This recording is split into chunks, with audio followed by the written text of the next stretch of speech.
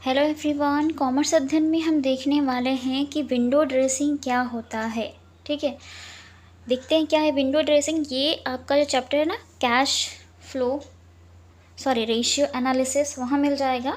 वैसे हर जगह यूज़ होता है, हर कंपनी यूज़ करती है। क्या होता है विंडो ड्रेसिंग, तो चलिए देख लेते हैं क्या है।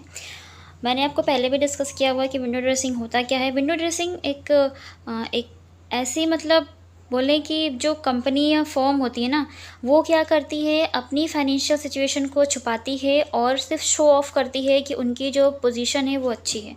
ठीक है, तो दिखावा करने से मतलब है यहाँ पर विंडो ड्रेसिंग का एक तरीके से। तो चलिए इसको डिटेल में देख लेते हैं क्या है यहाँ पर।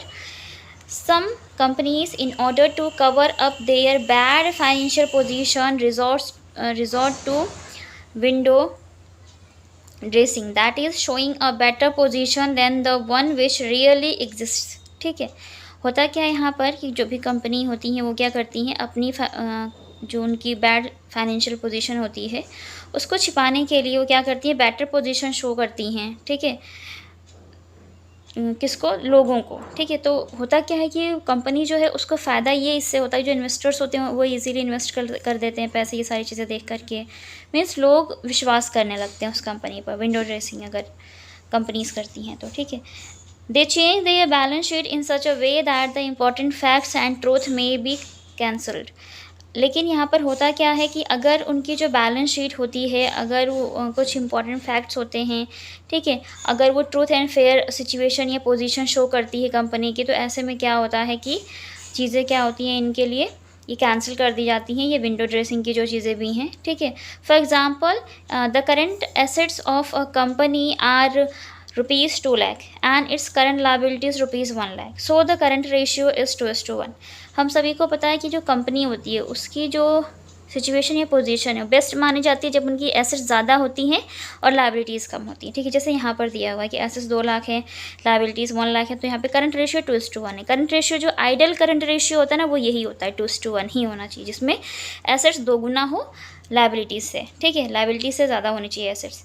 After this it purchased goods for ₹1 lakh for credit in the month of March. यहाँ पे कह रहे हैं कि अगर गुड्स परचेज किया जाता है ऑन क्रेडिट बेसिस, उधार 1 लाख रुपए का मार्च में, तो if it records the purchases, the current assets will increase to ₹3 lakh।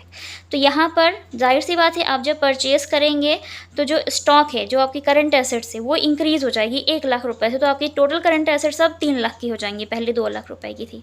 ठीक है, and current liabilities will increase to ₹2 lakh, और जो करंट लाइबिलिटीज़ है वो 2 लाख हो जाएगी, 1 लाख से बढ़ के 2 लाख हो जाएगी। क्यों हो जाएगी? क्योंकि आपने उधार खरीदा है। ठीक है, ऑन क्रेडिट है तो एक लाइबिलिटी क्रिएट हो गई ना, आपको पेमेंट तो करना है फ्यूचर में कभी भी। Okay, as a result the current ratio will be reduce to 3:2 और 1.5:1, ये इनका करंट रेशियो बनता। ठीक है, इस कंडीशन में, जो कंडीशन अभी अप्लाई हो रही है, जहाँ पे 3 लाख करंट एसेट्स हो गई आपकी और 2 लाख करंट लाइबिलिटी हो गई, तो जब आप इसको डिवाइड करेंगे तो यहाँ पर रेशियो क्या बन जाएगा, 3:2 या फिर 1.5:1।